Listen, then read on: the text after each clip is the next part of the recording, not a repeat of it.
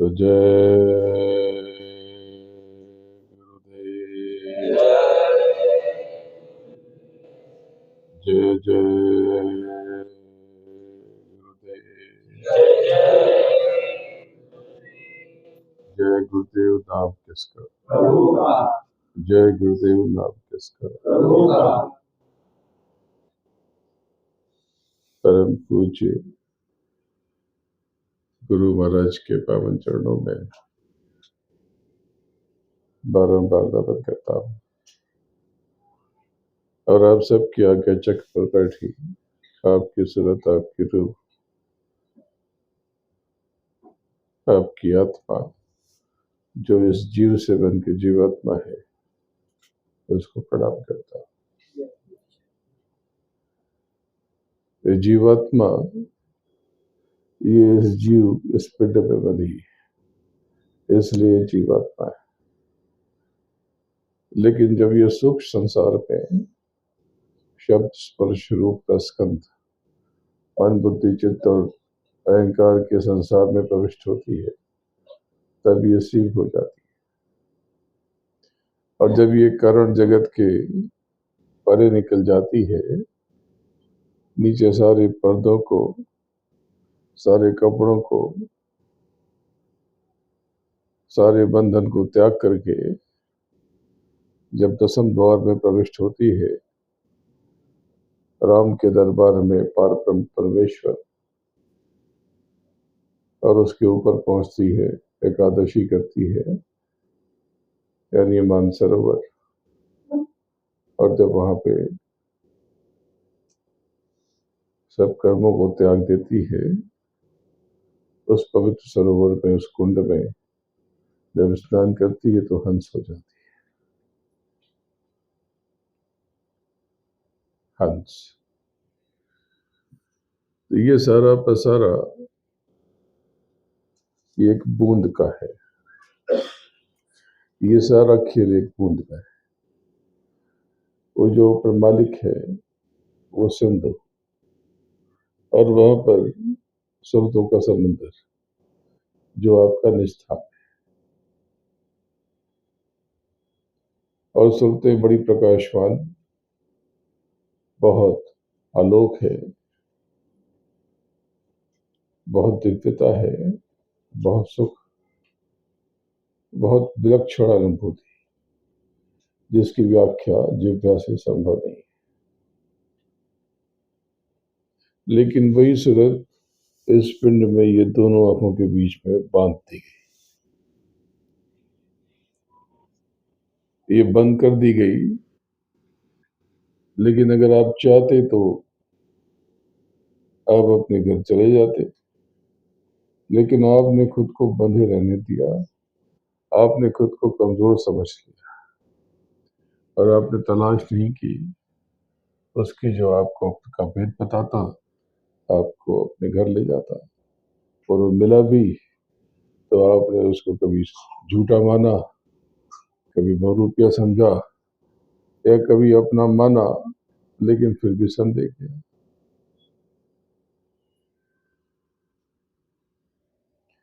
तो ये सारा पसारा एक बूंद से, और वो जो प्रभु है मालिक, वो खुद में सिंधु का सागर है, वो सिंधु है, खुद में सागर है, और वहां पे सुरतों का बहुत बड़ा सैलाब। ये सब कुछ एक बूंद, तो वो मालिक कैसा होगा? ये बूंद को समझ लो, ये जो ऊपर देख रहे हो चांद सितारे, ये सब स्थूल जगत है। ये जो आकाश गंगा ये स्थूल है, और ये जो आकाश गंगा जिस अंतरिक्ष में है, उस अंतरिक्ष में अनंतों आकाश गंगाएं, ये सब कुछ ये स्थूल जगत है। और ये जो अंतरिक्ष देख रहे हो जिसमें अनंतों यानी खरबों खरब, एक दो खरब नहीं, 100 खरब नहीं, हजार और लाख खरब नहीं, 1 अरब खरब नहीं, खरब खरब नहीं, खरबों खरब आकाश गंगाएं उस अंतरिक्ष में, वो भी स्थूल जगत। और ये जो अंतरिक्ष है, ऐसे विज्ञान कहता है ये कि ऐसे अनंत यानी खरबों खरब अंतरिक्ष, महाअंतरिक्ष में, जिसको मल्टीवर्स कहते हैं। तो आप सोचोगे ये बूंद है, अभी तो ये बूंद का जरा सा हिस्सा आया, अभी तो स्थूल जगत की बात हो रही, अभी जंजीर द्वीप के मैदान की तो बात नहीं हो रही, और सूक्ष्म संसार की बात नहीं हो रही। ये तो जो सबसे छोटे पुत्र हैं 16 में, जिनको समय पुरुष कहते हो, काल पुरुष कहते हो, तीर्थंकर कहते हो, जिनको आप सन ऑफ गॉड कहते हो, ये उनके अधीन ये सारी सृष्टि, और ये यहां से लेके ऊपर तक पूरा बूंद, एक बूंद, ये पूरा 16 निर्गुणों को, 16 ब्रह्मों को जो कुछ भी मिला है, ये एक बूंद है। और ये जो सुरते इनके पास में है, ये सब एक बूंद का 16वां हिस्सा सब में बढ़ गया। तो आप सोचो कि आपका मालिक कौन होगा। आपकी सोच से परे है, आप सोच नहीं सकते, आप सोच ही नहीं सकते। आप तो ये विचित्र से संसार में अति विचित्र जीवन जी रहे। अरे आप सब खजाना हो, ऐसा खजाना जिसका पासवर्ड गायब हो गया, भूल गए, या जिसकी कुंजी खो गई। तो मालिक यही बताने आता है, अरे भाई तुम गरीब नहीं हो, तुम तो अमीरों के अमीर हो, तो आप उसी पे शक करते हो कि झूठ बोल रहा है, ये कुछ लाभ होगा इसका। तो आपने अब तक ऐसे ही महापुरुषों को गलत समझा, और जब वो चले जाते हैं तब तलाश करते हो और झूठी भक्ति का दिखावा करते हो। भक्ति का मतलब क्या है? गुरु महाराज ने बताया कि भक्ति का कोई और अर्थ नहीं है, तो सिर्फ आज्ञा का पालन। ठीक है, जो आप लोग कर रहे हो ये सच्ची भक्ति है। देश की संगतों को पता नहीं, ये तो आज से ये आपने विभूति यज्ञ की, साकेत महायज्ञ की विभूति एकत्रित की, कितना श्रम, ये तो मट्टी भर आप सब लोगों ने मिलकर की है। सहयोग तो थोड़ा थोड़ा सबका था, लेकिन सब कुछ रचा बनाया तो आपने। तो ये आपकी सच्ची साधना और ये सच्ची सेवा। आपको इससे कोई मतलब नहीं कि क्या हो रहा क्या नहीं हो रहा, आपको तो जो कह दिया गया आपने वो सब कर दिया, ये भक्ति है। तो आप सब सच्चे पथ पे, सच्चे मार्ग पे हो, जिसकी कोई कुछ भी कमी निकाल नहीं सकता। जितनी भी संगतें हैं, आप स्वयं विचार करो, और अच्छे अच्छे लोग विचार कर लें। जितनी सच्चाई से, पवित्रता से, सच्ची निष्ठा से गुरु महाराज का ये संगत काम कर रही, गुरु महाराज का काम ये संगत कर रही। बाकी कोई कर रहा हो तो बता दो, कोई कर रहा होगा, लेकिन इतनी सच्चाई से, पारदर्शिता से जो आप कर रहे हो कोई नहीं कर रहा। न कोई लाभ, न कोई सेवा, न कोई लेवा, केवल शिद्दत, लगन अपने मालिक के लिए, अपने हुजूर के लिए, अपने सरकार के लिए। तो भक्ति का अर्थ है आज्ञा का पालन। या कई लोग हैं जिन्होंने शायद ही बमुश्किल कोई आहुति डाली हो, लेकिन उनकी आहुति सबसे ज्यादा, क्योंकि वो सेवा में लगे रहते थे। जो सेवा कर रहे थे वो सबसे बड़ी आहुति, क्योंकि उनके मन में तो कोई न कामना थी, न इच्छा थी कि मेरा भी कोई कर्म मिल जाए। ऐसी कोई चाहत ही नहीं थी कि मैं भी खाता खोल लूं, बोले बस मेरा खाता तो ये जाने तो बैठे, यही मेरा खाता, यही मेरा।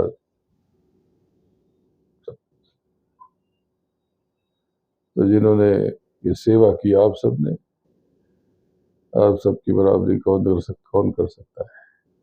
तो बस आप थोड़ा करीब हो, थोड़ी सी बात समझ लो और अपना असली काम कर लो। अगर आपने मेरी बात समझ ली प्रेमियों, तो आप सब बिल्कुल तैयारी में हो, आप सब रूहानी दौलत से माला माल हो जाओ। आप सब या जितने भी बैठे हो बात समझ ले। तो पहले ये समझ लो कि जब आपको मालिक ने नीचे उतारा शब्द की डोर से, तो ये शब्द की नाव यहीं छोड़ दी। शब्द की नाव आपके पास ही खड़ी है, बस आपको उस पर सवार होना है। नाम की नौका आपके पास ही है, इसीलिए आपको झंझनाहट ये सुनाई पड़ती है। ये धनियों को नहीं सुनाई पड़ती। ये जो झंझनाहट, गाजे बाजे, ये जो ऑर्केस्ट्रा जैसा या झिंगुर जैसी आवाज, ये जो आप सुन रहे हैं, ये मालिकों को, धनियों को नहीं सुनाई पड़ती। उनको भी शब्द की डोर से उतारा, लेकिन वो डोर हटा लिया, तो वो अपने घर नहीं लौट सकते। और आपको मालिक ने उतारा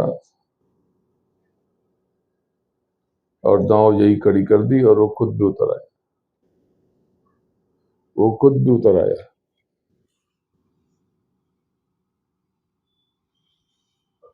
तो देखो, ये मृत्युलोक मंडल है। धीरे धीरे आप सबको ये संसार छोड़ के जाना है। तो संसार की चीजों के लिए, यहाँ की बातों के लिए क्या हाय हाय करते? आपका जीवन अच्छा है, बुरा है, ये सब आपने जो खेती करी है, जो बीज बोया है, उसकी फसल है। अगर आप वाकई चाहते हो तो मैं बहुत सी युक्ति सिखा सकता हूँ, लेकिन यही रह जाओगे, यही रह जाओगे, तो लाभ क्या होगा? कुछ नहीं। मैं तो आपको, अगर ये आपको झूठी दौलत चाहिए, तो बहुत कुछ आपको दे सकता हूँ, बहुत कुछ। और व्यर्थ है ये। अगर ये पाना है, ठीक ठाक जीवन बिताना है, तो सेवा करते रहो। तो सेवा का मतलब सेवा का भाव रखो। जरूरतमंद को, प्यासे को पानी पिला दो, भूखे को जो आपके सामर्थ्य में हो वो कर। भाई सामर्थ्य से बाहर तो कुछ नहीं कर सकते। अरे आप थोड़े पूरे ब्रह्मांड को खाना खिला सकते। जितने आपकी देह की क्षमता है, सबसे बड़ी चीज है भाव। अब घर में 4 लोगों का ही खाना है, 4 ही लोग बैठे हो, लेकिन बाहर से कोई आ गया, कोई मेहमान आ गया, या बाहर में कोई भूखा है, तो थोड़ा सा समझौता कर लो, एक एक रोटी कम खा लो, उसको खिला दो। आप भूखे नहीं रहोगे, आपका पेट अपने आप दया से भर जाएगा। सेवा का अर्थ ये नहीं कि मेरा पेट भरा हो तो अब मैं दूसरों को खाना खिलाने चलूं। सेवा का अर्थ ये कि मैं भूखा रह जाऊं, लेकिन किसी का पेट भर जाए। वो कथा सुनाई है जिसका सार ये है कि अपना पेट भरा हो तो किसी को भी खाना खिलाना आसान है, लेकिन अपना पेट खाली हो, वो बड़ी मुश्किल से आधी 1-2 रोटी का इंतजाम हुआ और उसे छोड़ करके किसी को खिला देना, ये बहुत बड़ी सेवा है। तो आप सब तो बहुत सेवा करते हो, दूसरों को अवसर मिल जाए इसलिए आप पीछे चले जाते हो। बहुत से लोग तो अहंकार में रहते हैं संगत में भी कि हम आगे आए, और आगे नहीं आते तो परेशान हो जाते हैं कि हमारी कीमत कम हो गई। कीमत तो उसकी बहुत बढ़ गई जो पीछे जाके खड़ा हो गया, उसने किसी को आगे कर दिया। जैसे मैं एक बात बार बार कहता हूं कि कोई आपका अपमान नहीं कर सकता, कोई आपकी निंदा नहीं कर सकता, कोई आपको नीचा नहीं दिखा सकता। आपका अपमान होगा तो केवल आपके अपने कर्मों से होगा। अगर आपकी निंदा होगी तो आपके अपने आचरण से होगी। कोई सड़क के किनारे खड़ा होकर आपको गाली दे रहा तो वो गाली तो आपके पास आ ही नहीं रही, उसी के पास वापस जा रही। तो कोई आपका अपमान कर दे, कोई नीचा दिखा दे, विचलित मत होना। कबीरदास की उल्टी वाणी, बरसे कंबल भीगे पानी। इस जगत में जो दिख रहा है वो है नहीं। जिसके जीवन में अपार आनंद है, बहुत सुख शांति समृद्धि से भरा हुआ है, समझ लो कि मामला गड़बड़ है। तब से चूके राज मिलत है और राज से चूके दरगाह। लेकिन जो भक्ति भी कर रहा, सेवा भी कर रहा,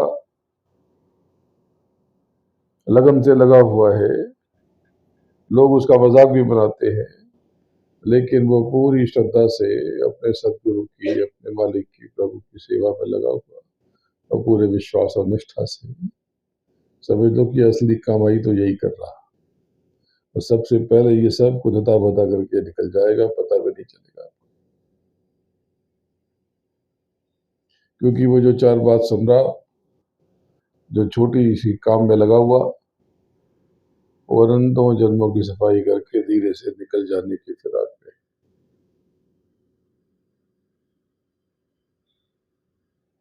तो देखो, आप सब बड़े बेचैन होते हो। बेचैन क्यों होते हो? कुछ कमी सी लगती है, कभी रोने का मन करता है, मन उदास हो जाता है, बड़े परेशान परेशान से लगते हो।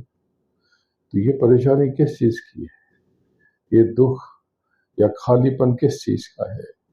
किसी भी भौतिक कारण से ये अंतर की बेचैनी आपके भीतर नहीं पस रही। दरअसल अपने मूल से टूटने की, बिछड़ने की जो छटपटाहट है, वही आप सबके हृदय के भीतर है। आप सब अपने स्वामी से, अपने पिया से बिछड़े हो और तड़प रहे हो। इसलिए जब आप किसी से मिलते हो और उसको देखने की इच्छा होती है, सारे प्रश्न जहां गौड़ हो जाते हैं,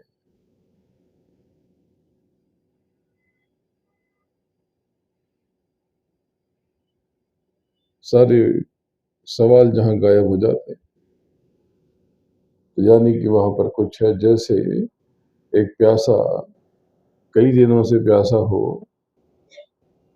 और वो आए ऐसी जगह पर जहां पे पानी का बड़ा जखीरा हो, बड़ी नदी हो, या पानी की बोतलें सामने रखी हो, तो पानी को देखते ही वो सुकून से भर जाता है। अभी पानी उसे मिला नहीं है, एक बूंद भी पानी उसे मिला नहीं है, लेकिन पानी को देखते ही कलेजे में ठंडक आ जाती है। बस इसी प्रकार से जो नाम की कमाई करके बैठा है, या जो स्वयं नाम स्वरूप है, शब्द स्वरूप है, जब आप उसके पास जाते हो तो वो सफेद पहनता है, लाल पहनता है, हरा पहनता है, नीला पहनता है, दाढ़ी है नहीं है, उसके लिए कोई मानी नहीं रखता। बस उसके भीतर नाम भरा है, इसी से आपको तसल्ली मिलने लगती है। यहाँ पर जितने लोग बैठे हैं, उन्होंने तो मुझे बिना दाढ़ी के भी देखा है और लाल वस्त्र भी देखा है।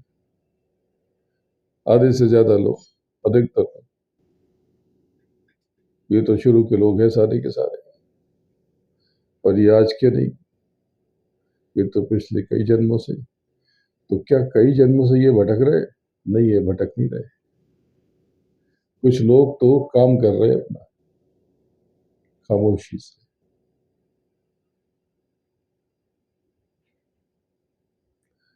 अगर कमाई है किसी साधक की, या किसी की पुरानी साधना है, तो आप उसे देखोगे तो वो जब साधना उसकी यहाँ पर जब इस्तेमाल नहीं होगी, तो जब वो भजन पर बैठेगा, उसकी देह में कंपन होने लगेगा। ऐसे कई प्रेमी हैं। तो घर वाले घबरा जाते हैं कि बीमारी हो गई। कुछ बीमारी नहीं हो गई, वो सारी की सारी ऊर्जा अंदर संग्रहित है, ऊर्जा उबाल ले रही। इसलिए कई प्रेमी जब भजन पे बैठते हैं, यहाँ पर बैठे हुए, तो हिलने डुलने लगते हैं। उनको पता नहीं चलता, उनको पता नहीं चलता।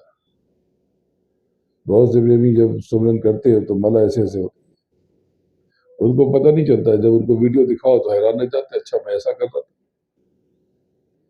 ये सारी ऊर्जा, उनके भीतर की जो कमाई है, पिछली साधनाएं हैं, ये सब, तो ये सही समय पर तो मालिक दया कर देगा और वो तीर निशाने पे लग जाए। क्योंकि थोड़ी सी कमाई आपकी हुई और आपको कमाई बता दी गई तो लोग भटक जाते।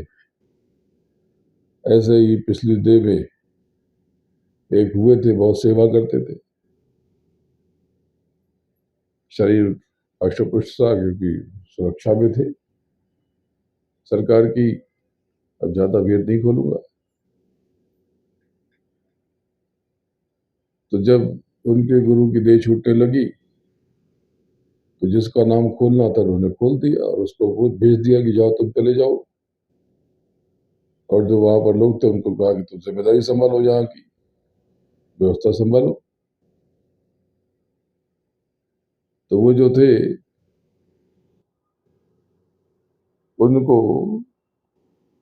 अभी ऐसा होता है ना कि बहुत से जिम्मेदार लोग प्रदर्शन मिलना होता है तो इसके द्वारा या उसके द्वारा उसके द्वारा, तो सबके अपने अपने समूह बन जाते, जिससे जो संबंध ठीक रहते हैं तो उससे कहलवा दे। अरे कहलवाने की कोई जरूरत नहीं है, सबकी सुनवाई हो रही। लेकिन ये मानव स्वभाव है। तो उनके आसपास भी बहुत से लोग इकट्ठा हो गए। तो किसी ने आगे यूं कह दिया कि अंदर तो गुरु महाराज आपका नाम ले रहे थे। तो बोले अच्छा।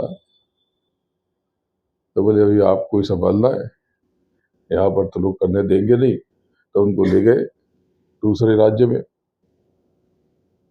और वहां पे किसी की जमीन थी, तो नदी के किनारे थी, तो वहां पानी बढ़ जाता था। तो बोले फिलहाल जितनी जमीन चाहिए ले लो। तो वहीं पे उन्होंने अपना आश्रम बना लिया। अरे भाई उनको तो पता होना चाहिए कि वो पूरे या अधूरे, वो दया कर सकते कि नहीं कर सकते। लेकिन वो बाद में आकर के बोले वाले थे और वो चले गए और लोगों ने उनको गुरु घोषित कर दिया। और अब वो उनका पंथ तो चल रहा, वहां पर कई संत हुए क्योंकि प्रेम तो था ही अपने गुरु से। लेकिन अब वो दूसरी योनि में चले। अभी भी उनसे मुलाकात होती है तो देख के दुख होता है कि जीव क्या बातें बातें क्या हो जाता है।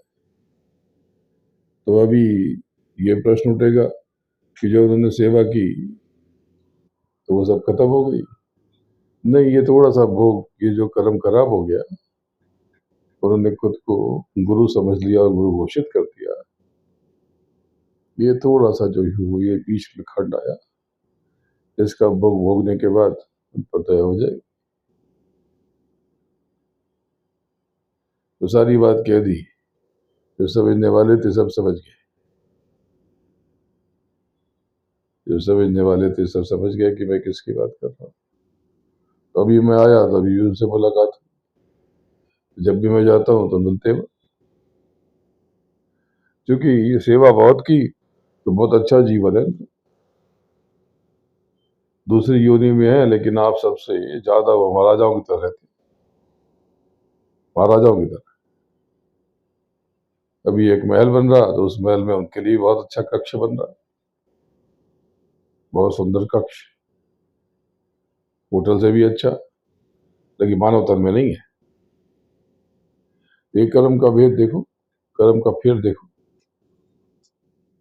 तो कर्म जो जो करेगा तो वही फिर भोगना पड़ता। और जिन्होंने मार मंडाला उन्हीं को सूरमा कहना। भ्रमित मत होना, ये सच्चा रास्ता है, सच्चा मार्ग है। और कितनी सच्चाई से हम सब लोग कर रहे हैं। न कोई दिखावा। अंदर भी आप भी जा सकते हो, जाते ही हो।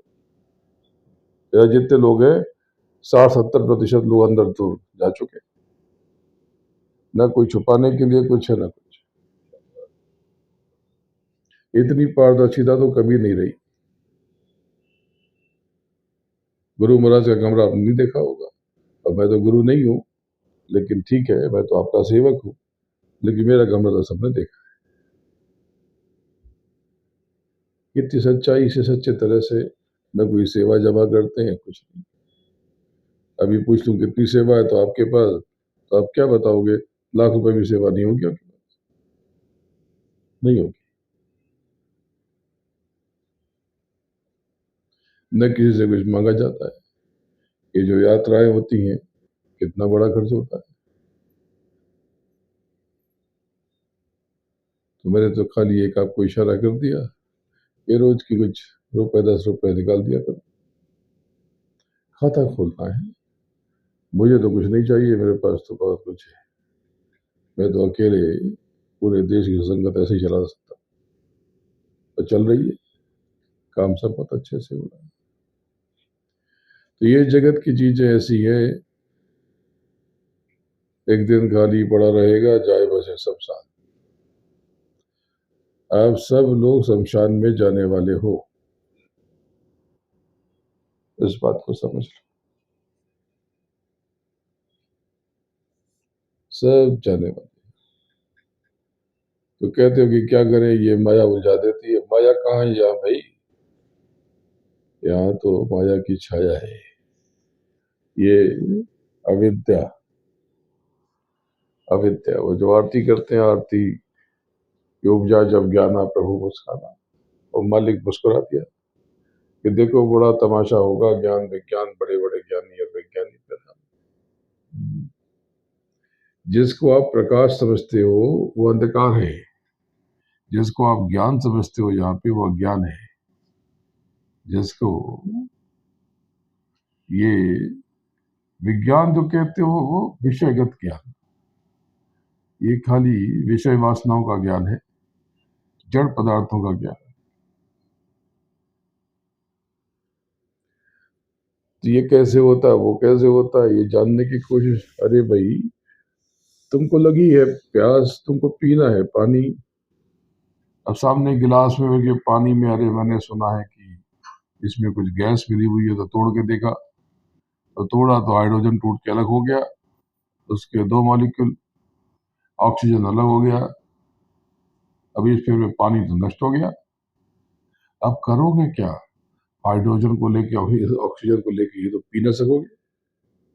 फूल महक रहा है तो जानने की कोशिश करोगे कि फूल कैसे बना, इसकी सुगंध कहाँ से आई, तो उसको तोड़ दोगे, काट दोगे, फाड़ दोगे, चीर दोगे, और पता लगा लोगे इस कारण से ये महकता है, इस कारण से ये सुगंध पैदा होती है। लेकिन फूल का सौंदर्य तो खो गया ना, फूल को तो नष्ट कर दिया आपने। बहुत जानने की क्या जरूरत है? खुद को जाना नहीं और जगत को जानने निकले। दूसरों की चर्चा खूब करते हो, ये अच्छी बात नहीं, ये अच्छा नहीं है। बस एक दूसरे से मिलो, प्रणाम करो, जय गुरुदेव करो, आदर तो आगे बढ़ जाए। कोई पूछे कि आप उनको जानते हो? अरे हाँ, उनको जानते हैं। अरे वो कैसे आदमी है? अरे हमसे तो बहुत अच्छा है। बोले उनका ये सब ऐसा ऐसा ये है। बोले सब मुझे तो पता नहीं है, और मुझे जानने में रुचि भी नहीं है। कोई निंदा करे किसी की भी तो खुद को अलग कर लो, क्योंकि ये निंदा, आलोचना, संदेह, नकारात्मक बातें, ये छूट की बीमारी है। ये आपको जकड़ लेगी, आपको जकड़ लेगी। बहुत से लोगों को भ्रम हो जाता है कि अमेरिका जाते हैं तो वहां तो बड़ी युक्ति सिखाते हैं, हम लोगों को नहीं बताते। अरे वो तो दाना डाला जाता है। अभी क्या है कि वहाँ कार्यक्रम मंदिरों में होंगे, तो अगर उनको कुछ अलग मंदिर से हटके बताऊंगा वो तो सुनेंगे नहीं। तो सुनेंगे, निकाल देंगे, तो बीच पड़ेगा नहीं। तो जब बताता हूँ कि ये मोड़ो, ये ऐसे करो, वो ऐसे करो, तो उनको लगता है कि जरा कुछ काम की बात है, कुछ काम की बात है, और धीरे से उसमें नाम का बीज डाल दिया जाता है। बहुत से लोगों को लगता है कि ये बताते हैं, कहते हैं तो हो जाता है। तो इनको ज्योतिष का बहुत अच्छा ज्ञान, मुझे कुछ नहीं पता ज्योतिष होतिष, वो तो आप भी देख के बता सकते हो, कोई बहुत बड़ी कारीगरी थोड़ी है। वो तो बताया इसलिए जाता है, बस वही दाना डाल। मैं एक बात आपसे कहता हूँ, मैं ये तो बताता हूँ कि समय आगे अच्छा नहीं है, लेकिन आपको डराता नहीं हूँ। जो लोग कहते हैं कि ये नाराज खड़ी कुदरत, आगे तबाही, मैंने ऐसा तो नहीं कहा। मैं तो ये कहता हूँ कि आगे समय चाहे जैसा है, संसार में आग लगे या पत्थर पड़े, अगर गुरु महाराज की उंगली थामे रहोगे, सदगुरु के साथ खड़े रहोगे, तो आपका बाल भी बांका नहीं होगा। मैं तो साफ बात कहता हूँ कि आपको घबराने की जरूरत है ही नहीं। किसी ने नहीं कहा था कि आज का ये वक्त ऐसा होगा, मैं तो कब से ऐलान किए जा रहा हूँ। अब लोग आते हैं चांदी सोने का भाव, मुझे रोज संदेश लिखते हैं कि क्या करूं, चांदी खरीदा है, बेच दूं, पकड़ लूं। अरे भाई, किस फेर में पड़ते हो? अरे जब कहा था चांदी का भाव बढ़ेगा, तो खरीदने के लिए तब भी नहीं कहा था आपसे। मैंने कब कहा कि चांदी खरीदो और बेचो? और खरीद ली तो मैंने कहा चलो अच्छा क्या, खरीद लिया, लेकिन रख नहीं पाए, 5,000 में बेच के निकल गए, तो चलो वो भी नहीं। वो तो क्या है कि जो आपने प्रारब्ध रचा है वही भोग। मैंने ना आपको खरीदने के लिए कहा, ना बेचने के लिए कहा। अरे आप तो बस चुपचाप नाम की कमाई करो। रोज नाम की कमाई में 2.5 घंटे अगर आप दे देते हो, तो आपके हर भौतिक कष्टों की जिम्मेदारी मैं लेता हूं। इससे बढ़ के कौन, किसी ने नहीं कहा आज तक, किसी ने नहीं कहा। मैं तो डंका बजा बजा के कह रहा हूं, आप किस फेर में पड़े? अरे अभी तो बहुत राज खुलेंगे, बड़े बड़े नाम वालों के सर पे लगेगा टीका। किस चीज का? कलंक का। आगे देखो कैसा कैसा समय आ रहा। चंडी उठने वाली है। ऐसे तो आज तारीख है 22, दो 5-10 दिन में, या 8-10 दिन 20 दिन में, देखो बाजार ऐसे ऐसे होगा जरा सा। चंडी थोड़ा इधर उधर होगी, ऐसे ऐसे होगा। अभी देख लो, आज 22 है ना, अरे देख लो, दीपावली बीतेगी, अक्टूबर खत्म होगा, नवंबर आएगा, फिर चंडी एक कनखियों से देखेगी, फिर ऐसे सवेरे।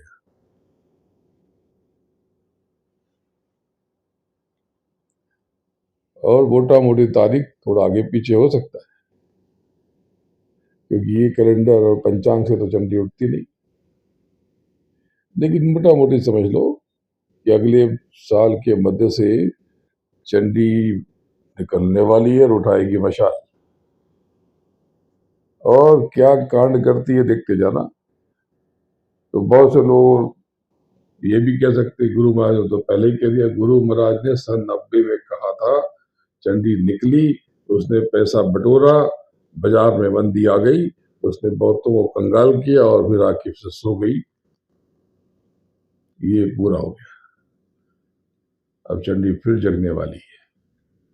गुरु महाराज जी जब कहा था इस बात को, 35 बरस हो गए, 36 बरस हो जाएंगे।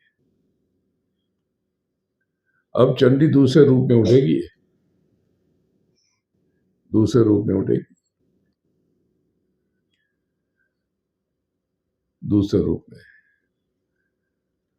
धातुएं थोड़ी महंगी होंगी, कुछ कीमती धातुओं में अगले चंडी देखेगी तो उनको पानी कर देगी, और कुछ धातु जो कीमती नहीं है उनकी कीमती बना देगी। लाल लाल धातु है, सब तो बता दिया मैंने। अरे कोई बता के दिखाए। अब ये सब लोग सुनेंगे, इधर वाले उधर वाले, अकल से सब बता देंगे कि ऐसा नहीं ऐसा होगा, तो मैंने बहुत से पत्ते छुपा लिए। देखो मैं तो कोई अपना कुछ बताता नहीं, मैं तो अपने मालिक की चर्चा करता। वही तो कारण है कि मैं बार बार क्यों चला जाता हूँ। कोई कार्यक्रम तो था नहीं जाने का मेरे। मैं तो अभी यज्ञ से आराम से बैठा भी नहीं था, पूरा यज्ञ सब कुछ सिमटा भी नहीं था, अचानक से मैं उठा और चल दिया। प्रेमियों, आपको जो समझना है समझो, मैं तो बस एक ही बात कहता हूँ, इसका जो चाहे वो अर्थ निकालो। गुरु महाराज थे और गुरु महाराज और गुरु महाराज सब खोल दिया इसमें।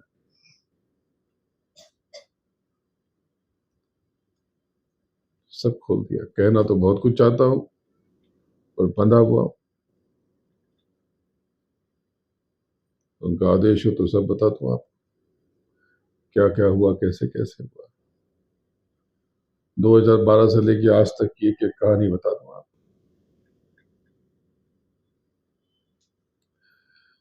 तो प्रेमियों, ये जो पूरी चमक दमक है, ये छाया है माया की, सीधा सरोकार नहीं है। ये अविद्या माया की चमक है। अविद्या माया महामाया को नहीं जानती, कोई परिचय नहीं है उनको। तो ये भी नहीं पता कि उनके स्वामी के ऊपर कुछ है भी। वो तो यही समझती कि उनके स्वामी काल पुरुष यही पूर्ण है, संपूर्ण है, इनके ऊपर कुछ भी नहीं है। और सच्ची बात यह है कि इस सूक्ष्म संसार के ऊपर एक कारण जगत है जो शब्द स्पर्श रूप रस और गंध का है। संतों ने केवल आपको उस रक्तवर्णी संसार के उस मालिक के बारे में बताया जो वहां पे भी त्रिकुटी का स्वामी, तीन लोगों का जो स्वामी है, गगन महागगन और गुरुत्वपद। वो संसार रक्त वर्ण का है, लाल रंग का, जैसे माणिक होता है। छोटे छोटे रेत जैसे कण भी, और यहां से लेकर के जमीन से लेकर आसमान तक देखो, एक कण इतना बड़ा, इतने बड़े भी। ये ब्रह्म पुरुष। जब ब्रह्म पुरुष का ध्यान करते हो, जिनको जिनको नाम का दान मिला है, जब उनकी आवाज को सुनते हो, जब देर तक दृष्टि रोक के रखते हो और इनको निहारते हो, तो आपके भीतर आकर्षण आ जाता है। फिर जो आपके भीतर एक खिंचाव, कशिश आ जाती है। आप जिसको निहारोगे प्रेम से, वो आपका हो जाएगा। ये सब युक्ति सिखा रहा हूं, लेकिन करनी है नाम की कमाई, आपको कोई इस्तेमाल नहीं करना कुछ, क्योंकि भोग वही भोग पाओगे जो आपने खाता खोला। इसलिए सेवा खूब करो। भाई पैसा बचाए, गाड़ी सब में करे, सब फालतू बात है। अरे जब आप सेवा करोगे और उस मालिक के सदगुरु के चरणों में रहोगे, तो कोई गाड़ा समय आएगा ही नहीं, कोई बुरा समय क्यों आएगा। और जो आएगा तो वो जाने, उसका काम जाने। आप तो बस अपनी बस्ती पे पड़े रहो कि तू पटियाल रखे तो मैं पटियाल रहूं, तो मालामाल रखे तो मैं मालामाल रहूं, तो कंगाल रखे तो मैं कंगाल रहूं, तू अपने लाल सा रखे तो मैं तेरे लाल सा रहूं। जैसे चाहे मालिक तू वैसा रख, मैं तो बस तेरा हूं, तेरे चरणों में हूं, तू जाने तेरा काम जाने। और मैं तो बस तुझे जानूं और कुछ न जानूं। मैं तो बस तुझे ही जानूं और कुछ भी न जानूं मालिक। मुझे कोई मतलब नहीं सच्चा झूठा, बस तू सच्चा, तेरा नाम सच्चा। जब इतना सबर पर आ जाएगा तो दुनिया बदल जाएगी। ये लाल रंग का जगत ब्रह्म का संसार, इसके विपरीत माया, ये भी वहीं पर शब्द स्पर्श रूप स्कंध है। तो आपने अक्सर सुना होगा, मैंने भी आपको बताया, गुरु महाराज ने आपको बार बार बताया कि जब ब्रह्म सबल होता है तो माया निर्बल हो जाती है, और जब माया सबल होती है तो ब्रह्म निर्बल। ये कैसे होता, ब्रह्म निर्बल क्यों हो जाता? इसको यूं समझो, जब सूरज निकलता है तो अंधेरा मर जाता है, गायब हो जाता है, और जैसे सूरज डूबता है अंधेरा प्रकट हो जाता है, और बहुत सारे चिरागों को जीवन मिल जाता है, उनको धंधा मिल जाता है। तो कहते हैं अंधेरा आ गया, ये शैतान है, कोई शैतान नहीं, ये प्रकाश की कुछ देर की अनुपस्थिति है। तो जैसे ही ब्रह्म कुछ क्षण के लिए ओझल हुआ, क्योंकि सब चलायमान है ना, सब चल रहे,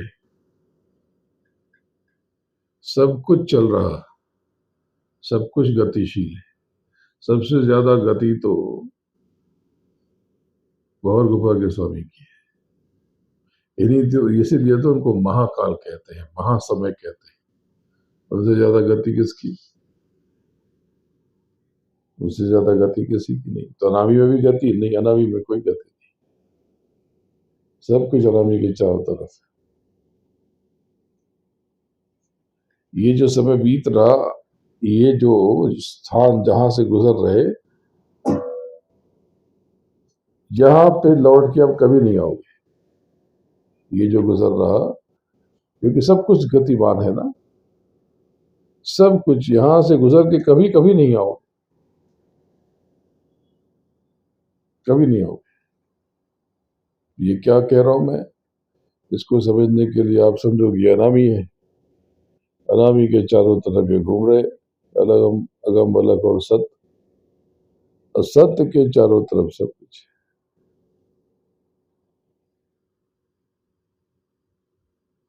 सब कुछ सत्य। अभी तो आपको अलग और अगम की महिमा पता नहीं, क्योंकि जब वहां पहुंचते तो कहते हैं कुछ नहीं कहने के लिए, ये तो तुम क्या समझ रहे थे और क्या है। बोले कुछ तो बता, बोले नहीं बता सकते। बताऊं कैसे? बता तो सत्य के बारे में ही बताना बहुत मुश्किल, लेकिन थोड़ा थोड़ा लोगों ने कोशिश की तो कुछ कुछ बता पाए तो अधूरा हो जाता है।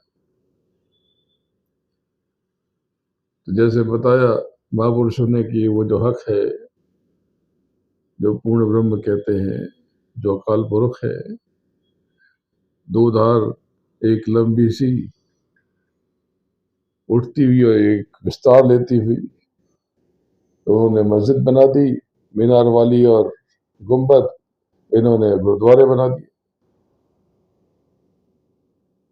ऐसे बड़े बड़े गुम्बद और छोटे छोटे मीनारे।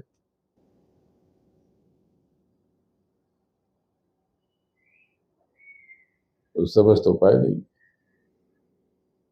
क्योंकि बताने के लिए है नहीं कुछ। इस चमड़े की जिह्वा से, मांस की जुबान से उस मालिक को उसका वर्णन कर पाना बहुत मुश्किल है, बहुत मुश्किल है। तो पहले ये ब्रह्म और माया की बात समझ। तो ये जब परिक्रमा करते हैं ब्रह्म, तो जहां ओझल हो जाते तो वहां पे माया बलशाली हो जाती। माया में कुछ नहीं, लेकिन बहुत कुछ है, बहुत चमक। तो बताया कि माया जब निर्बल होती है तो काली काली हो जाती है, कुरूप हो जाती है। अरे कुछ रूप ही नहीं है माया में, लेकिन बहुत सुंदर है माया। ये कैसे हुआ, ये कैसे हुआ, ये देखो, ये मोबाइल लेते हो, इसमें ये ऐसे किया, इसमें दृश्य परिदृश्य आ गए ना, ये तो कुछ नहीं चल रहा, लेकिन देखते हो। लेकिन अब देखो, बंद हो गया, ये काला काला हो गया, काला काला हो गया, अब कुछ नहीं है इसमें। तो जब बंद हो गया तो कुछ नहीं। अब ये क्या, ये सबसे सटीक उदाहरण है। तो जो इसमें आपने देखा, कोई नृत्य देखा, कोई महल देखा, वो असली था कि नकली था? वो था भी और नहीं भी था। वो था तो वो दृश्य बनाया गया, लेकिन है भी और नहीं भी है। तो माया मनोगत शक्ति है, इसलिए माया की उपासना नहीं कराई। माया का बीज ये संतों महात्माओं ने थोड़े थोड़े प्रभु के नाम के आगे जोड़े। अब जैसे जिनको राम कहते हो तो पार ब्रह्म परमेश्वर है वो, लेकिन जब सिया राम कहते हो तो ये पूर्ण ब्रह्म है। लेकिन इसमें हरे राम कहा, हरे राम में इसमें माया का बीज छोड़ दिया, जिससे आपका भौतिक जीवन जरा ठीक ठाक चले। लेकिन आप इसी में उलझ गए। तो ये जब हरे हरे कहा या हरी हरी कहा या रिंग रिंग कहा, ये माया का बीज आ गया।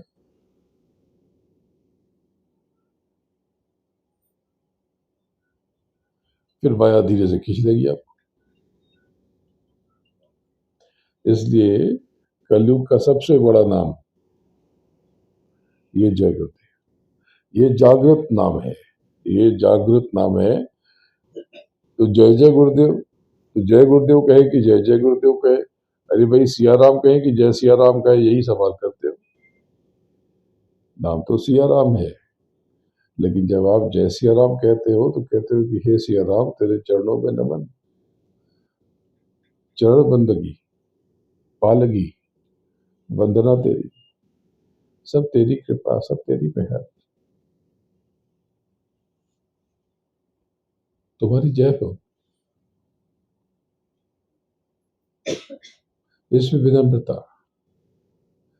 और जय जय गुरुदेव कहते ही आप सारी कृपा और मेहर अपनी झोली में समेटने का प्रयास करते रहते हैं। आपके झोली में मेहर, एकदम दया भाव से देखते हो, उससे झोली फैलाए हुए, दोनों हाथ फैलाए हुए, कि तू दे दे तो तेरी मर्जी, तू जिंदा रखे तो रखे, मर्जी है तो मार दे, तू जाने तेरा काम जाने, मैं तो बस तुझसे हूं। बस आप चंदा की तरफ चकोर बन के निहारते रहो। तो ये स्थिति है जय जय गुरु। गुरु महाराज ने मुझे आदेश दिया तो पिछली बसंत पंचमी को मैंने ये जाहिर कर दिया, लेकिन वो तो स्वयं प्रार्थना करा रहे थे। तो सिर्फ मुझे माध्यम बनाया, ये तो प्रार्थना खुद ही करा रहे थे। ये जो प्रार्थना अभी करी सत्संग के पहले, जय गुरुदेव, जय गुरुदेव, जय गुरुदेव, जय जय गुरुदेव, इसमें 2 बार जय है, यानी विजय, यानी विजय।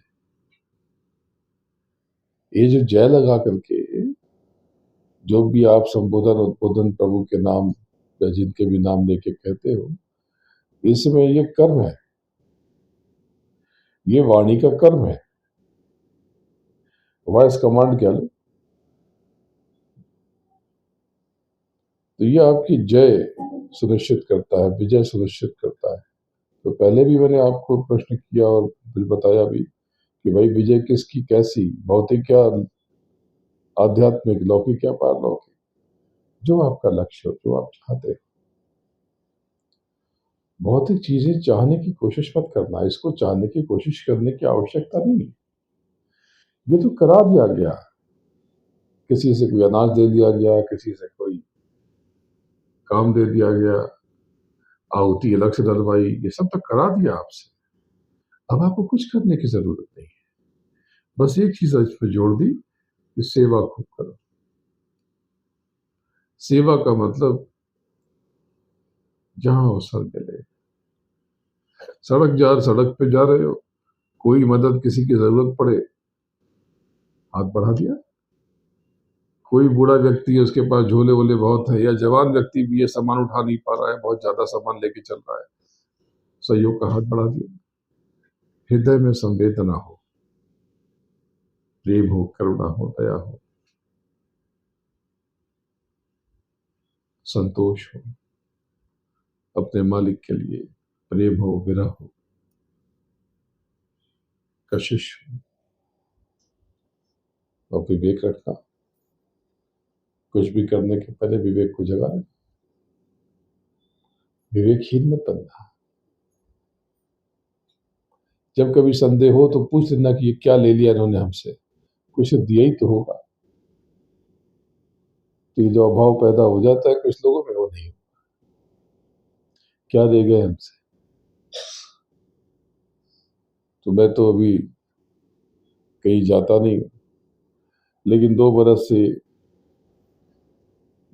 हो गए भुसावल गए। कितना, 2 बरस हो गया ना, 2 बरस हो गया ना, तो 2 बरस से नहीं गया। बहुत लंबा समय हो गया ये तो, काफी समय से। लेकिन देखो कितने सहनशील आप लोग। ये इधर भुसावल, अमरावती, यवतमाल, बेचारे बहुत, कहीं और का कार्यक्रम बनता है तो इधर रहते कि आप वहीं चले जाओ, कोई दिक्कत नहीं है, हम आ जाएंगे। तो इनका प्रेम देखो। तो अभी लौटा हूँ, ये 28 का महीना है, आज 22 हो गई। इसके बस महीना खत्म होगा, होली आ जाएगी। तो होली करके विचार करता हूँ, कार्यक्रम बना रहे हैं ये लोग, तो उस तरफ चला जाऊंगा, थोड़ा उत्तर की तरफ, और करीब हफ्ते भर का कार्यक्रम करके फिर लौटूंगा। 3-4 दिन विश्राम करके, 2-5 दिन आराम करके फिर अयोध्या की तरफ निकलूंगा। अयोध्या का कार्यक्रम है 3 दिनों का। आप सब आने की कोशिश करो, बहुत दया मिलेगी, बहुत दया मिलेगी। लेकिन जैसे ही अयोध्या का कार्यक्रम खत्म होगा, मैं लौट के आऊंगा, और सिर्फ 2-4 दिन के बाद ही शायद, या 5-10 दिन के बाद ही मैं फिर से चला जाऊंगा। तो आपको बता के रखता हूँ कि जिससे आपको झटका न लगे, तो फिर मैं महीने 2 महीने शायद न रहूं। फिर मैं, हो सकता है मार्च के आखिर में निकल जाऊं, या अप्रैल के शुरू में। अभी तक तारीख तय नहीं की, जैसी व्यवस्था होगी वैसा कर लेंगे। और उससे कोई फर्क नहीं पड़ता कि मेरी देह कहाँ है, देह रहे न रहे, मैं तो आपके पास रहता हूँ। ये देह हमेशा तो रहती नहीं है, आपकी भी खत्म होगी, मेरी भी। तो इस देह के रहते रहते अगर आप सब अपना काम कर लो तो बात बन जाए। बेकार का जगत है ये, कुछ नहीं है, सब धूल मिट्टी है। ये चमक दमक अभी छोड़ दूंगा तो सब कचरा हो जाएगा। बड़े बड़े महल, बड़े बड़े राज्य कहाँ चले गए, सब जमी खा गई। इसीलिए इस मसाले को उन्होंने उतार दिया नीचे। ये मसाले व्यर्थ के, और आप इनको अपना समझते। तो एक बात विश्वास रखना कि समय तो विचित्र आ रहा, जैसा कि देख रहे। अभी बड़े बड़े भेद खुलेंगे, बड़ी विचित्र विचित्र चीजें होगी।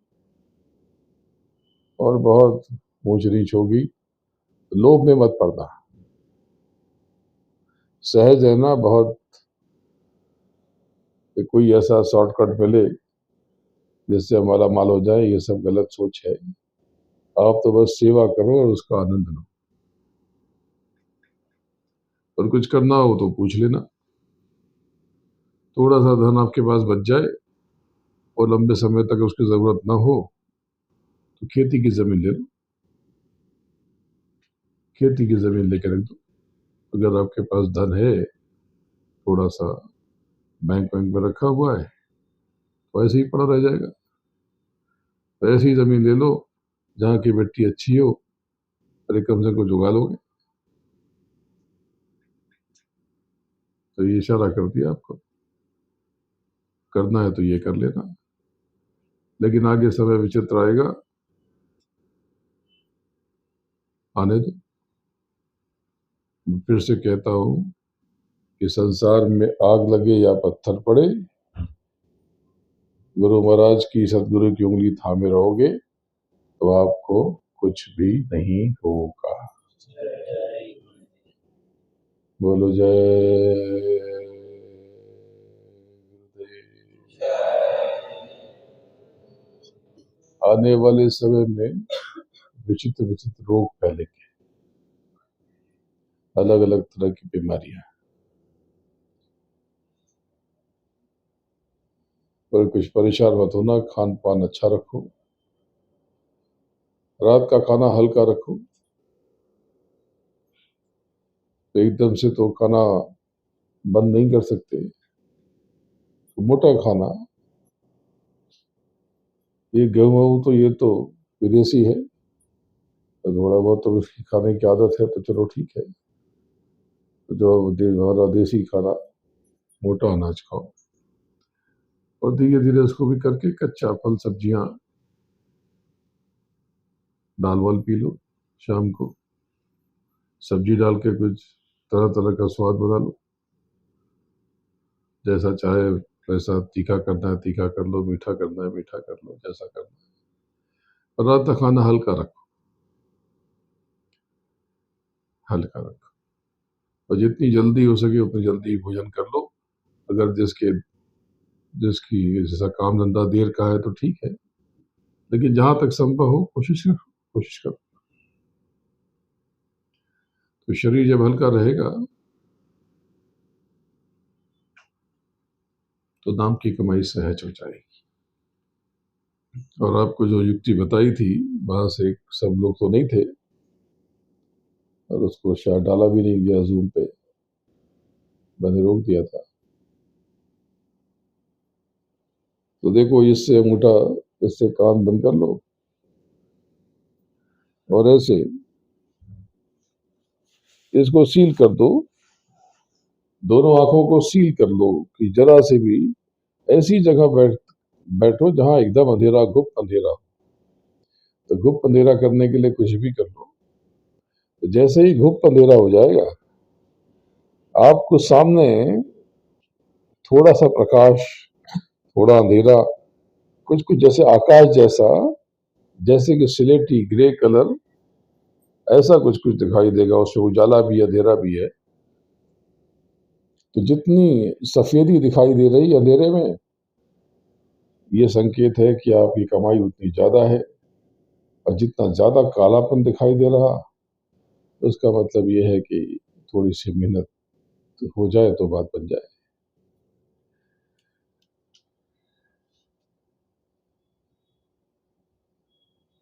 अब इसी में सामने ये पर्दा फट जाएगा। अगर पर्दा फटता है और नीचे जमीन दिखाई पड़ती है, भूमि, तो समझ लो कि आप किसी पिछली सफर में निकल पड़े हो।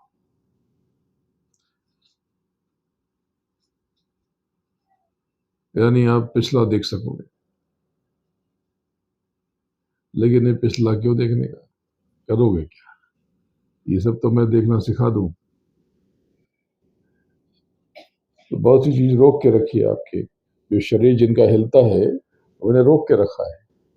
नहीं तो बाबा बन जाओगे, दाढ़ी उड़ी बढ़ा करके माला वाला पहन लोगे, और फिर भूत भविष्य बताओगे और नरकों में चले जाओ। तो जिनका शरीर हिलता है, यहाँ तक हिलता है भजन में, उनको पता नहीं चलता, मतलब कि एकदम लबालब है, थोड़ा सा जोर लगाना है। तो क्रोध, ऐसे लोग कभी मत करना, नहीं तो क्रोध में कहोगे तो पूरा हो जाएगा। जो लोग साधन भजन का थोड़ा भी अभ्यास करते हैं, उनको क्रोध और बद्दुआ ये सब नहीं देना चाहिए, ये तुम्हारे खाते में जमा हो जाएगा। जो उसे आप शब्द कहोगे, उसको बद्दुआ दोगे, ये तुम्हारे कर्म खराब हो गए। खुद को तुच्छ समझो, छोटा समझो, बहुत बड़ा समझने की भूल मत करो। अवसर मिले तभी अपनी बात कहो, नहीं तो विनम्रता से पीछे हट जाओ। जब सामने आके लोग कहें कि जी अब आप बोलिए, तो बोलो। जैसे मैं संसार में घूमता हूँ तो मैं सत्संग नहीं करता हूँ जब तक मुझे कहा नहीं जाता। आप देखो, रोज कार्यक्रम थोड़ी होते। जब लोगों को पता चलता है, लोग आमंत्रित करते हैं कि चलिए कुछ सुना दीजिए, कुछ बता दीजिए, तो कई बार ऐसा होता है कि लोग कहते हैं कि बस 45 मिनट का समय है। आप देखो, मैं वहां घड़ी देखता हूँ, 40, 42, 43 में खत्म कर देता हूँ। किसी को अवसर क्यों मिले तो वो कहे कि आपने 46 मिनट कर दिया या आपने 50 मिनट कर दिया। किसी को अवसर मत दो। अपने कर्म में बहुत कड़ा नियंत्रण, कोई टिप्पणी उल्टी पुल्टी मत करो। कोई अपशब्द भी कह दे तो गंभीर रहो या मुस्कुरा दो, क्षमा मांग दो। तुम्हारी कोई भूल चूक हो तो क्षमा कर दे, तुम बड़े बन जाओ, जय जयकार हो जाएगी। पर लाभ और मान क्यों चाहे, या लोभ और मान क्यों चाहे? ये सच्चा क्या है, लाभ और मान या लोभ और मान, दोनों सही है। गुरु महाराज ने दोनों प्रार्थनाएं की। शुरुआती उसमें देखोगे तो गुरु महाराज कहते थे लाभ और मान क्यों चाहे, और बाद में बहुत बार कहा उन्होंने लोभ और मान क्यों चाहे। तो दोनों बात ठीक है, दोनों क्यों चाहे, लाभ भी क्यों चाहे, लोभ भी क्यों चाहे, पड़ेगा फिर तुझे देना। अरे तुम्हारी जय जयकार करा दूं, लेकिन आग में जलते चिता पे राख होते होते तुम्हारा नाम तो मिट गया। तुम पता नहीं किस देश में पैदा हो गए, दुश्मन देश में पैदा हो जाओगे तो होता क्या है, एक भेद समझ लो, जिसकी निंदा करोगे ना उसी के घर में पैदा हो जाओगे, उसी के गोत्र में पैदा हो जाओ। जिसको आप जिससे चिढ़ते हो ना, वही अगला जन्म आप ले लो। जिससे घृणा करते हो ना, बस वही पहुंच जाओ। घृणा कर रहे हो तो आप दिन रात घृणा का चिंतन कर रहे हो ना, तो घृणित तो हो ही जाओगे। निंदा कर रहे हो तो निंदा का चिंतन कर रहे हो तो निंदित हो ही जाओगे। बाहर विदेशों में मैं समझाता हूँ, अष्टांग योग ये वो, अरे ये तो बताने की बात है। अरे आप तो योग के बारे में बताते हैं, नहीं योग के बारे में नहीं बताता, मैं तो नाम की गुटकी धीरे से चुपके से उसी में घुसा देता हूँ। अरे अष्टांग योग वाले तो ये कहते हैं कि 8 हिस्से है, यम नियम आसन प्राणायाम प्रत्याहार धारणा ध्यान समाधि। मैं क्या कहता हूँ, धारणा ध्यान भजन समाधि। लेकिन बात तो ठीक है कि संयम से रहो, बुरी चीज तो नहीं है। 8 हिस्से कौन से है? यम यानी संयम, नियम यानी अनुशासन, आसन यानी ठीक से बैठो, शरीर ठीक रहेगा, कमर दर्द पीठ दर्द से बचे रहोगे। प्राणायाम यानी सांसों के आरोह अवरोह पर नियंत्रण, ये भी ठीक है। देह ठीक नहीं रहेगी तो करोगे क्या? और प्रत्याहार, ये मुझे बड़ा कमाल लगता है। प्रत्याहार यानी जगत से खुद को खींच करके अपने सदगुरु के चरणों में ठोक दिया, ये प्रत्याहार। प्रत्याहार यानी यहां से खींचा, यहां से खींचा, यहां से खींचा, यहां से खींचा, समूची संसार से स्वयं को खींचा और एक बिंदु पर झोंक दिया। जिस पे झोंक दोगे वो पालोगे। तो किसको पाऊं, मैं गुरु को ही पालू, काम भी खत्म हो जाए। इसको उसको पाके करूंगा क्या, बस तुझे ही पा लेता हूं।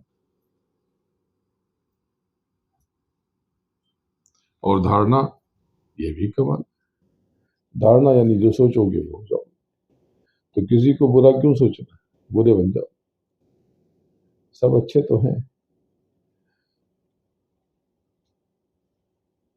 वही अगर घृणा ही करनी है तो पापी से करके क्या करोगे, पाप से करो। बुराई से दूर रहो। बुरे व्यक्ति को, किसी व्यक्ति को बुरा कहोगे तो ये तो ऐसे ही कि मोबाइल खराब है, फला मॉडल ये खराब होता है। नहीं नहीं, खराब नहीं होता, इसमें जो आपने भरा है वो खराब हो सकता है। जो मोबाइल में या कंप्यूटर में अच्छी चीजें भर दो तो अच्छी चीजें, और बुरी चीजें भर दो तो बुरी चीजें। एक बात फिर से कहता हूँ, किसी चीज की फिक्र मत करना, चिंता मत करना। आप सब ने अधिकतर लोगों ने यज्ञ में सेवा की है। अब मैं आपको वचन देता हूं कि आपको गर्म हवा भी नहीं लगेगी। आप कहाँ चक्कर में पड़े। बेटे की शादी कब होगी, बेटी की शादी है, जो शादी कर लेते कौन सा तीर मार लेते। और जब वो ना होगा, वो चाहेंगे तब होगी, क्या फर्क पड़ता है, आनंद से रहो। कितना बढ़िया जीवन तो है। सुबह उठते हो, थोड़ा सा कसरत कर लो, वर्जिश कर लो, फिर कुछ देर करने के बाद नित्य के कर्म कर लो, अंदर जैसी आवाज आए और फिर बैठ जाओ नाम की कमाई में। थोड़ा सा सुबह सुबह चक्कर लगा लो।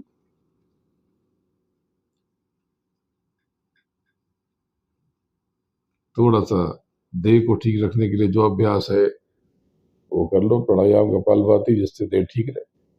भाई देह खराब हो जाएगी, भाई ये सब सिखा दी रहा आपको, लेकिन अच्छी चीज लेने में बुराई क्या है। जैसे मैंने आपको कहा कि भाई मोटा अनाज खाओ, तो क्या अनाज की दुकान थोड़ी मेरी है मतलब फाइबर खाओ, अच्छा स्वास्थ्यकारी भोजन करो। कभी कभी कुछ खा लिया तो कोई आफत नहीं है, लेकिन शुद्ध भोजन करना, किसी को मार के मत खाना। एक जीवन चक्र नष्ट करने में उसका फल भोगते भोगते अरबों खरबों जीवन नष्ट हो जाए, और उसमें जो पीड़ा, जो आंसू, जो तड़प, ये सब भोगना हुआ ना। इसलिए संसार में देखो अधिकतर लोग दुखी रहते।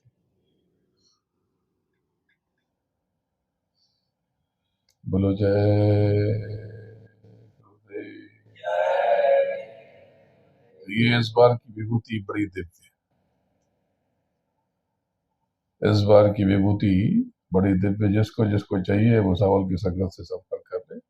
हर बार की तरह, हर बार से ज्यादा शक्ति है इसमें। ऐसा नहीं कि जो पिछले पड़े हैं वो क्या करें, तो वो सब अपनी जगह है, तो वो सब एक साथ मिला लो। तो जो मेरे कुंड की है वो एक साथ मिला लो, जो स्टिकर लगा के इन्होंने दी पहले, प्रसादी वाली एक साथ मिला लो। नहीं तो इसको अलग भी रख सकते हो, ये आपकी मर्जी।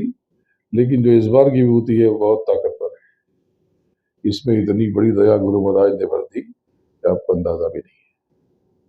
तो बड़े बड़े रोग आने वाले समय में, सालों में जो फैलेंगे, ये सब की दवा अभी से बना के रख दी, अभी से बना के रख दी। तो विधि वही है, गर्म पानी से स्पर्श करके कुछ कण चले जाए। ऐसा नहीं कि फंकी की तरफ फाक लेना है। तो आप लोग को कह दूंगा तो पता नहीं सुबह सुबह गर्म पानी से शहद वहद मिला के लेना शुरू कर दोगे। एक कण चढ़ा जाएगा नहीं, एक कण बहुत है। ऐसे लिया, सूखे हाथ से स्पर्श करके जी कुछ, ये रोग के लिए। बाकी समस्याओं के लिए आप कहीं भी लगा लो, सर पे लगा लो, हृदय पे लगा लो। घबराहट हो रही है तो हृदय पे लगा लो, ज्यादा घबराहट हो रही है तो नाभि पे लगा लो। जो घबराहट होती है वो नाभि चक्र के खराब होने से होती है।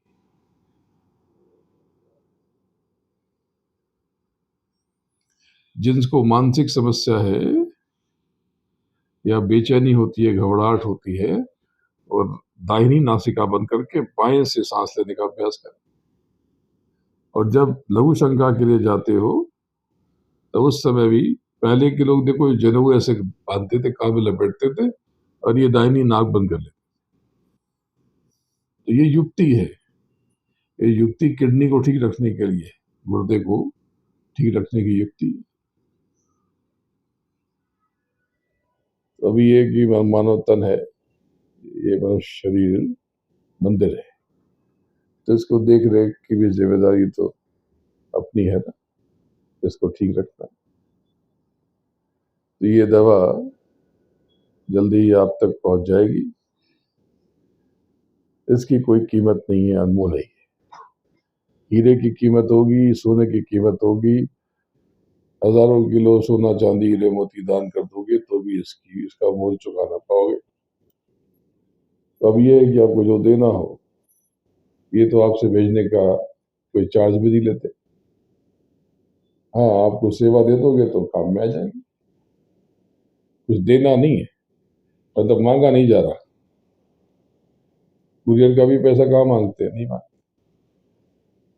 पर क्या है कि मुफ्त में कोई चीज,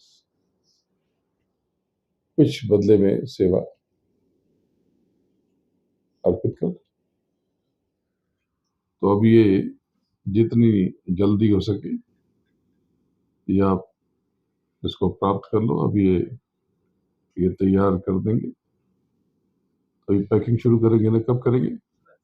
कल से। तो कल से ये तैयारी कर देंगे और आप कल जरा इनको काम करने देना, वो बहुत काम होता है। सारी प्रेमी भाई बहने वहां पर बैठ करके प्रार्थना करते हुए सब पैक करेंगे, तो कल इनको डिस्टर्ब मत करना।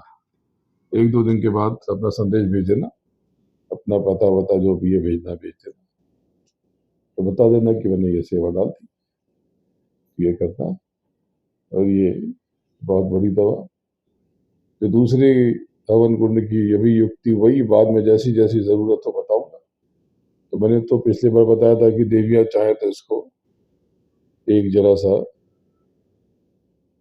चुटकी, एक जरा सा कुछ दाने तो अपने चेहरे पे भी लगा सकती। जिन बच्चियों की शादी नहीं हो रही वो लगाना शुरू कर दे, देखो बहुत जल्दी विवाह हो जाएगा। बोलो जय गुरुदेव। बहुत जल्दी विवाह हो जाएगा, इसका मतलब ये नहीं, इसका मतलब ये है कि जो सबसे आपके लिए उत्तम होगा वो होगा, जो आपके लिए सही होगा वो अतिशीघ्र हो जाएगा। बोलो जय गुरुदेव, जय जय गुरुदेव। अभी किसी के मन तक ख्याल आया कि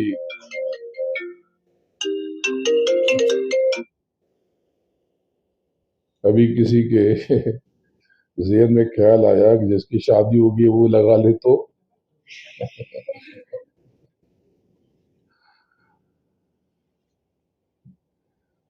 इसका अर्थ ये है कि आपके आंतरिक गुणों को निखारेगा और बाहरी सौंदर्य भी निखर जाएगा।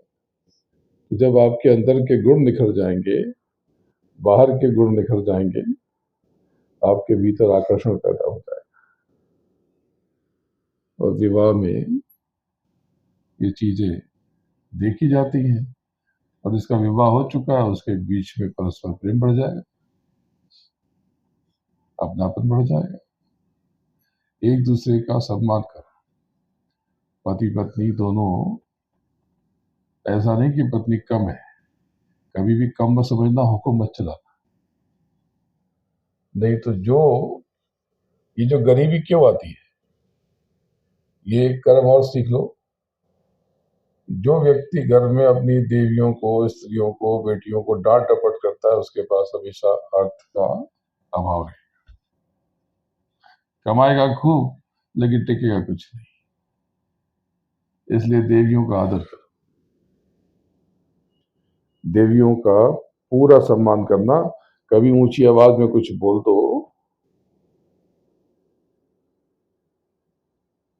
तेज आवाज में कुछ बोल दो तो क्षमा मांग लेना।